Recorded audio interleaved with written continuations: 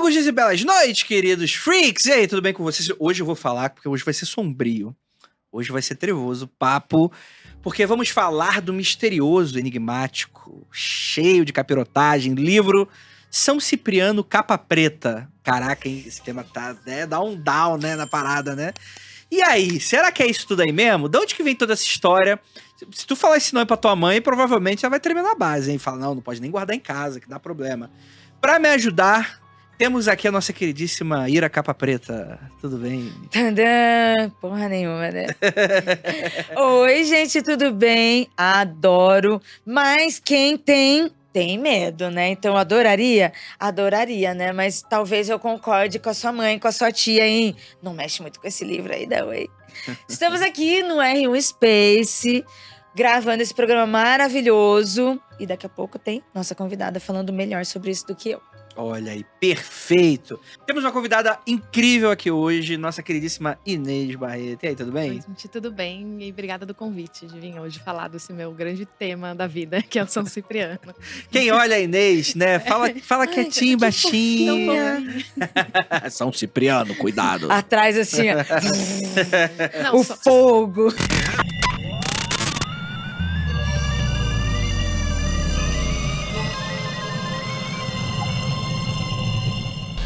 Só de livro de São Cipriano em casa deve ter uma meia dúzia. Se ele for amaldiçoado mesmo, a gente tá ferrado. Mas você tem aquela porque... coleção com as capas variantes do igual Marvel? Sim, tem o capa de aço, capa preta. Tem um que não tem cor, mas a capa é um São Cipriano desenhadinho, que foi o último que eu comprei. Tem o capa preta com outro São Cipriano desenhadinho. Mas você guarda dentro de casa? Na biblioteca ali, todo mundo vê Caraca, quando Então, Alice, existe maldição. Mas fala para os nossos espectadores. Agora estamos em vídeo, temos carinhas aqui aparecendo. Fala quem é você, do seu trabalho. Por que você tem todo esse livro de São Cipriano na sua casa? Bom, eu sou historiadora, né? Eu sou jornalista, sou historiadora, sou graduada e tenho mestrado em História e estou fazendo doutorado em História agora. E o meu tema do mestrado foi o livro de São Cipriano, porque eu sempre estudei História da magia, da bruxaria, desde que eu estava na graduação. E quando eu fui fazer o mestrado, eu queria continuar nesse tema e queria continuar no tema dos livros de magia, que foi sempre o que eu estudei. E aí eu percebi que ninguém tinha estudado esse livro, né? Tirando... Medo, né, amiga? Medo!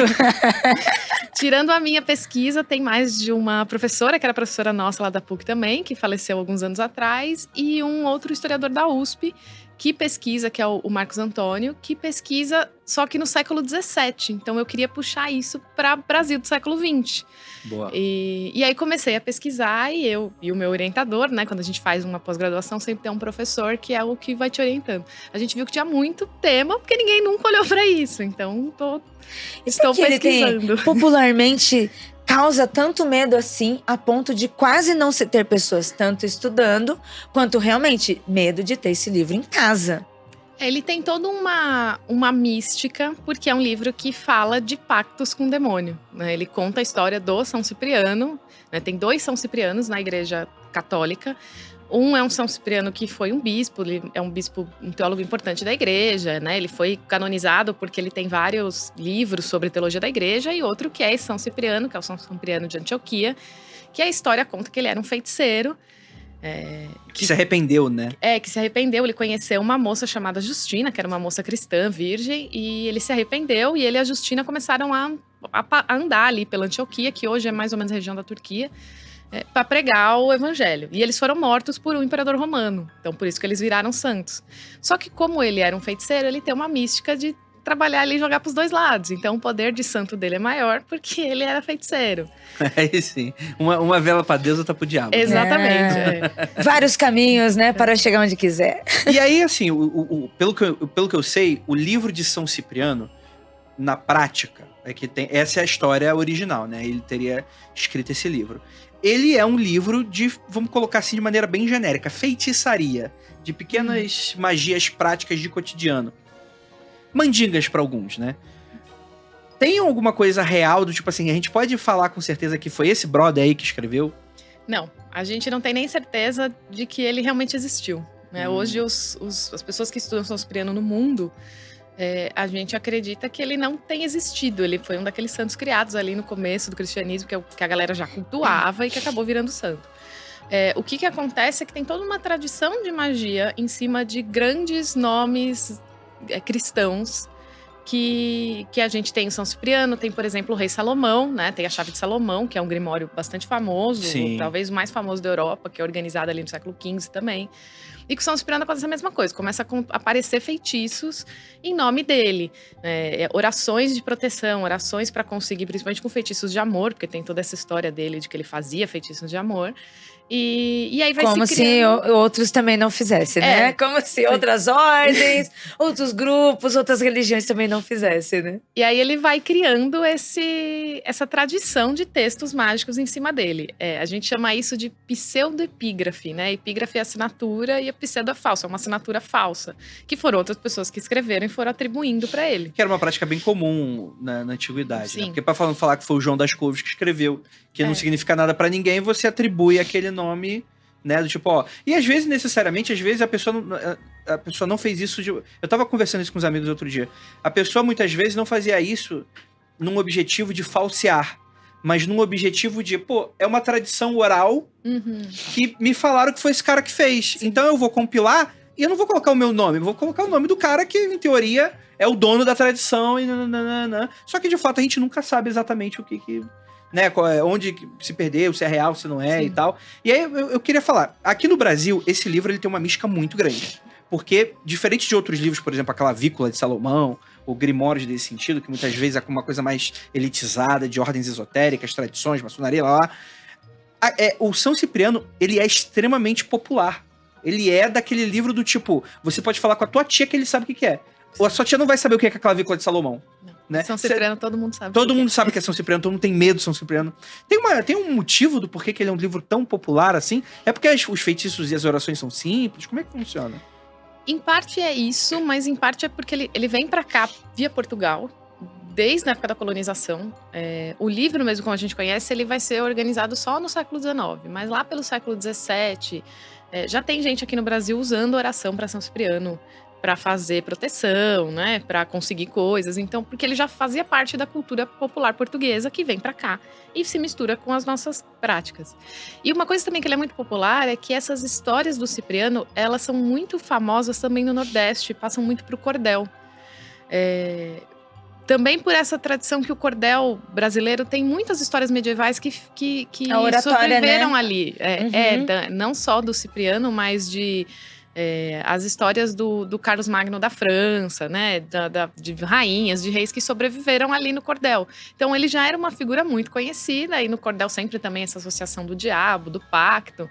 Então o livro, eu acho um lugar ali que é muito comum já das pessoas, né? As pessoas já conhecem da tradição popular.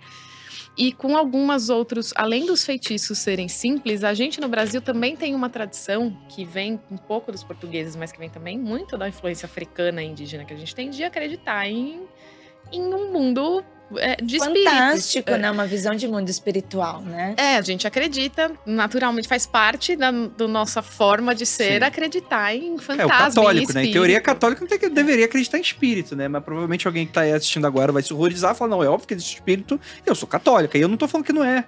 Quem tá falando é o Papa, mas enfim, eu tô falando que tá tudo Mas certo, católico, né? Acredita em fantasma e faz os rituais de exorcismo também, né? Sim. E a gente tá falando de, assim, um mundo fantástico, dentro de um mundo fantástico, dentro de uma visão espiritual, astral, tudo ali, né, é crível nesse sentido, quando a gente tá com esse olhar, né? Seja um fantasma, seja um espírito, são formas diferentes, mas não existe aqui no palpável, né?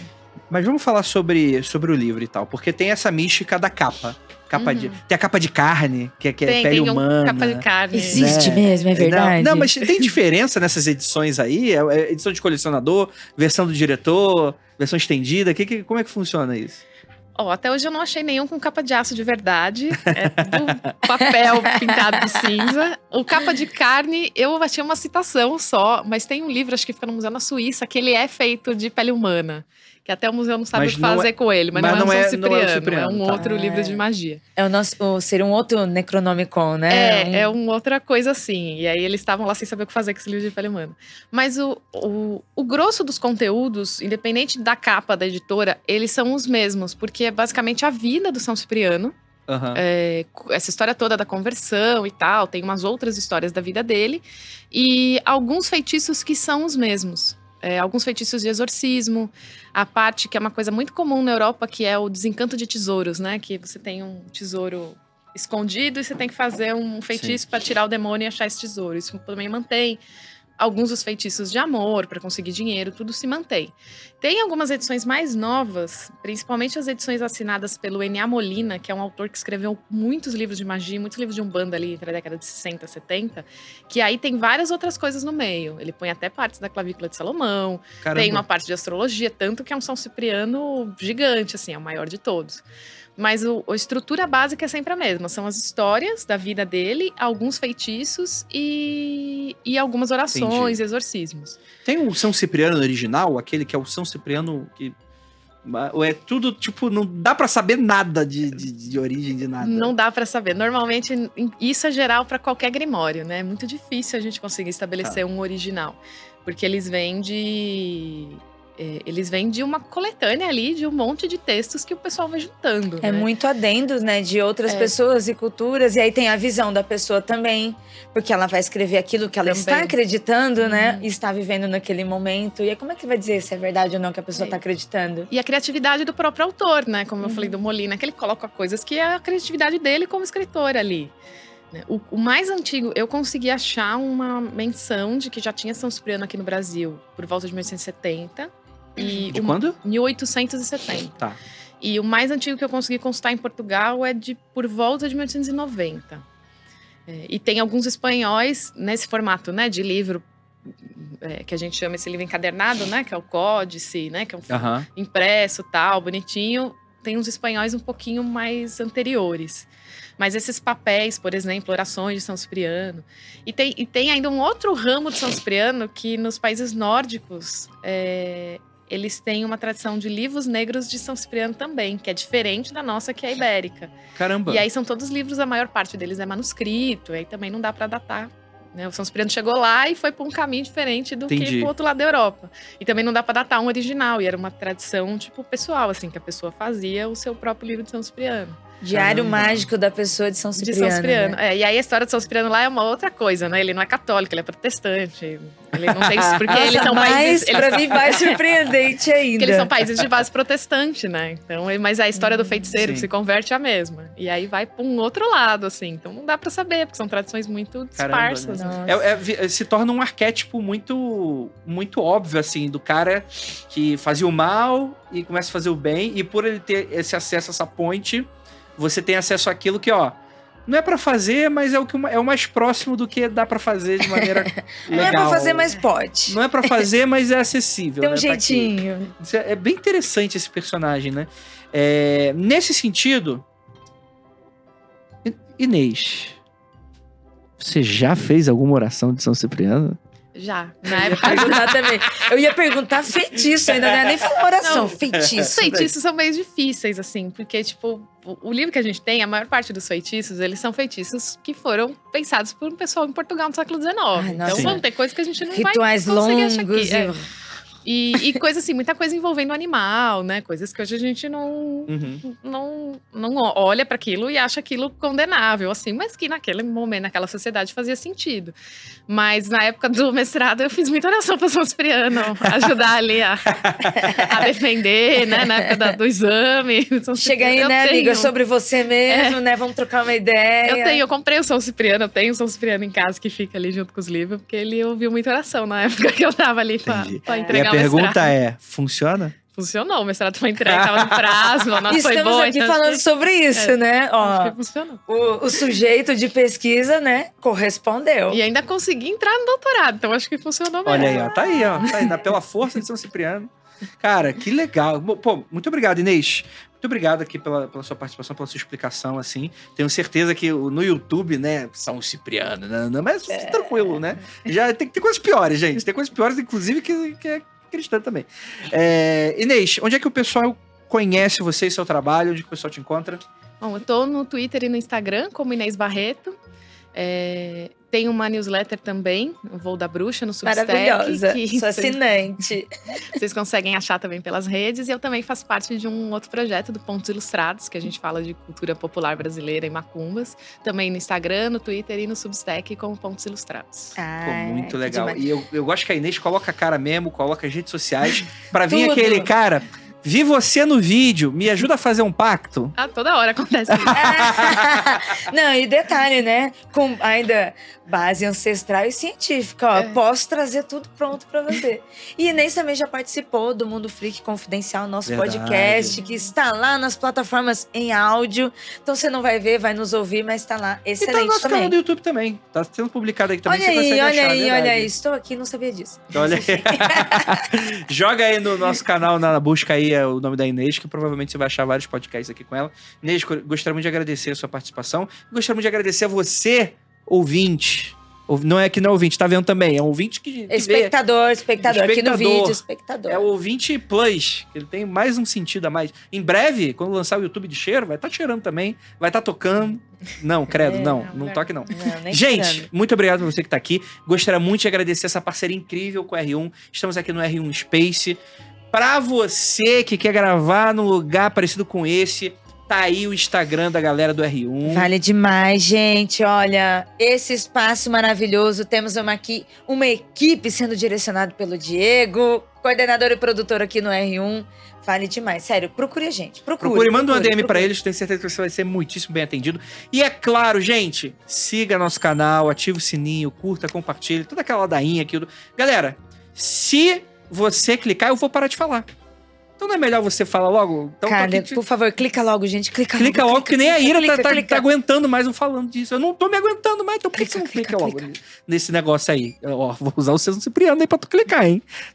Quer que eu use? Quer que eu não use? Então clica aí nesse negócio. Clica, pelo amor de Deus. Gente, Pelo amor de São Cipriano. muito obrigado pra todos vocês que ficaram até aqui. Aquilo, não olhem para trás.